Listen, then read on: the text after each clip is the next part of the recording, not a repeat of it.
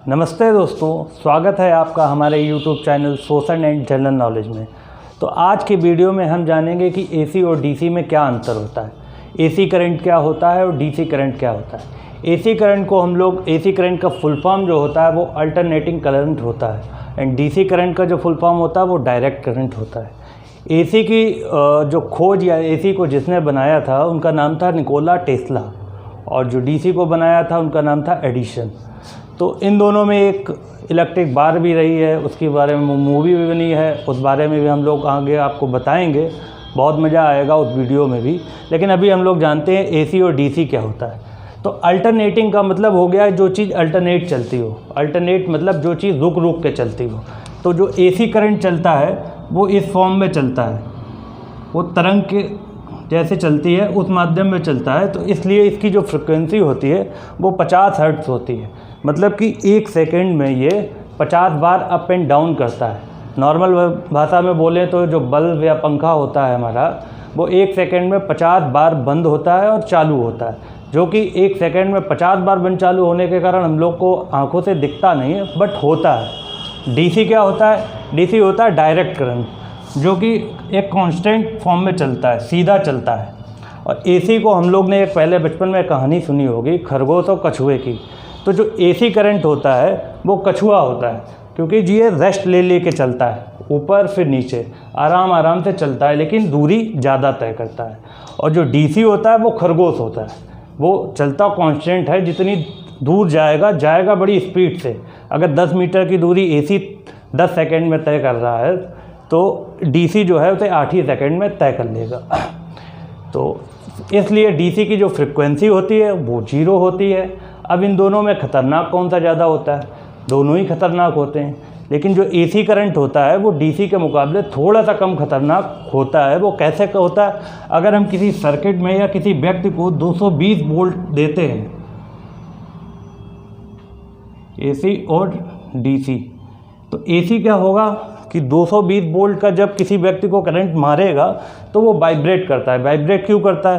क्योंकि ये up and down होता है एक सेकंड में 50 बार। इसलिए जब हम लोग को करंट मारते हैं, जब AC करंट देता है तो हम लोग वाइब्रेट करते हैं, मतलब झंझनाता। और जब DC 220 का करंट मारेगा तो वो एकदम उसी जगह पर चिपका लेगा, आपको छूटने नहीं देगा जब तक कि आप ख़त्म ना हो जाएं। ख़त्म हालांकि दोनों ही कर देंगे, लेकिन DC पहले ख़त्म करेगा और AC बाद में ख़त्म करेगा। इसलिए जो AC होता है वो कम खतरनाक होता है DC के मुकाबले। अब ज़्यादा पावर किस में होती है? ज़्यादा पावर भी DC में होती है, कम दूरी के लिए। जैसे कि जो हमारा ट्रेन का इंजन होता है वो लेता तो ऊपर से AC है, लेकिन जो इंजन होता है वो उसको DC में कन्वर्ट कर देता है। इसलिए जो हमारा ट्रेन का इंजन होता है पावरफुल तरीके से चल पाता है। अगर वही AC से चलेगा तो थोड़ी देर में लाइट आएगी जाएगी, तो वो उतना एक्सीलरेशन नहीं कर पाएगा और ट्रेन का इंजन उतनी अच्छी तरीके से नहीं चल पाएगा। इसलिए उसे DC से चलाया जाता है। अब इन दोनों में जो है दूरी कौन ज़्यादा तय कर लेगा? तो सीधी सी बात है, कछुआ ही ज़्यादा दूर जाएगा खरगोश के मुकाबले। और इसमें जो है ये रेस्ट ले के चलता है, इस वजह से ये जल्दी थकता नहीं है, तो ये ज़्यादा दूरी जाता है। अगर हम यहाँ पे तार जोड़ते हैं और कानपुर सपोज 80 किलोमीटर तक AC को ले जाते हैं, तो AC में हमारा बल्ब जलेगा, भले ही थोड़ा जले, डिम जले, लेकिन जलेगा, क्योंकि वहाँ तक करंट पहुँचेगा। अगर DC में हम किसी बैटरी से जोड़ कर देते हैं तो वो बीच में ही ख़त्म हो जाएगा। इसलिए AC ज़्यादा दूरी तय करता है और DC कम दूरी तय करता है। अब होता है कि लॉसेस, जो एनर्जी का लॉस होता है वो DC में ज़्यादा होता है या AC में ज़्यादा होता है? तो जो तेज़ चलेगा उसी का एनर्जी लॉस ज़्यादा होगा। इसलिए जो DC होता है उसका ही एनर्जी लॉस भी ज़्यादा होता है AC के मुकाबले। AC का एनर्जी लॉस कम होता है, हालांकि होता दोनों में ही है, लेकिन थोड़ा कम ज़्यादा होता है। अब हमारे जो इंडिया में वो हाई वोल्टेज, या इंडिया या बाहर भी सब जगह पे हाई वोल्टेज जो है वो AC का ही उपलब्ध है, DC का हाई वोल्टेज उपलब्ध नहीं है। इसलिए ज़्यादातर हम लोग AC को ही यूज़ करते हैं। अब स्टोर किसको किया जा सकता है, AC को या DC को? तो AC को स्टोर करने के लिए अभी तक कोई भी ऐसा उपकरण नहीं बना है जिससे हम लोग AC को स्टोर कर सकें। जबकि डीसी को स्टोर करने के लिए बैटरी है जिसमें हम डीसी को स्टोर कर लेते हैं। एसी को भी हम डीसी बना के बैटरी में स्टोर करते हैं इन्वर्टर की मदद से। इन्वर्टर का काम ही यही होता है कि एसी को पहले वो डीसी बनाता है और बैटरी में स्टोर करता है, और जब लाइट चली जाती है तो उसी डीसी करंट को दोबारा से एसी में कन्वर्ट करके हम लोग को सप्लाई देता है। तो एसी करंट जो है जो रुक रुक के चलता है, इसकी वजह से आपने देखा होगा जो एसी के उपकरण होते हैं, इक्विपमेंट होते हैं, वो जल्दी ख़राब होते हैं। जैसे कि हमारा पंखा हो गया, बल्ब हो गया, या हमारी समरसेबल की मोटर हो गई, ये सारी चीज़ें जो है बहुत जल्दी ख़राब होती हैं डीसी के मुकाबले।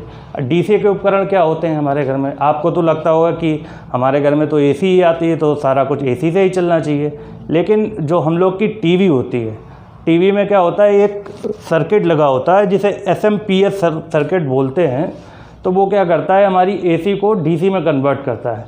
तो डीसी का जो पावर जाता है वो बराबर जाता है, इक्वल जाता है, जिससे कि हमारे जो उपकरण हैं वो जल्दी ख़राब नहीं होते हैं।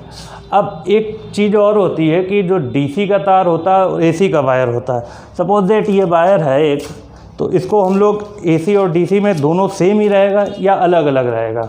जबकि रहेगा अलग अलग, क्योंकि अगर ये एसी का वायर है तो इससे कुछ कमज़ोर वायर हम लोग डीसी का रख सकते हैं, क्योंकि जो 220 वोल्ट का करंट अगर हम दोनों में देंगे तो 220 वोल्ट का जो करंट होता है वो डीसी में तो सेम रहेगा, लेकिन एसी में क्या होता है, जब हमारे इंडिया का जो 220 वोल्ट का करंट है उसे जब निकाला जाता है तो वो 310 या 311 निकलता है।